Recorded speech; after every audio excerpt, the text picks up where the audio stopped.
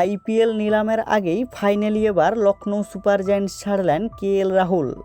কারণ সুনীল গাভাস্কারের নেওয়া এক সাক্ষাৎকারে রাহুল পুরোপুরিভাবে খোলসা করেছেন যে তিনি আর লখনৌ দলের হয়ে খেলবেন না।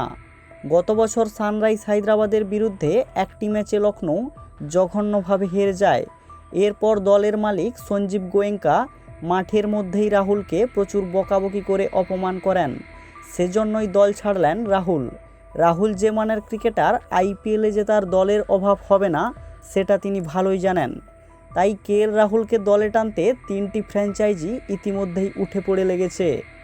তালিকার প্রথমে রয়েছে পাঞ্জাব কিংস, কারণ তারা তাদের পুরনো অধিনায়ক শেখর ধাওয়ানকে আর দলে রাখতে চায় না। গত বছর চোটের জন্য একটি ম্যাচেও খেলেননি। তাছাড়া ধাওয়ান আন্তর্জাতিক ম্যাচ তো দূরের কথা, ঘরোয়া ক্রিকেটও খেলছেন না।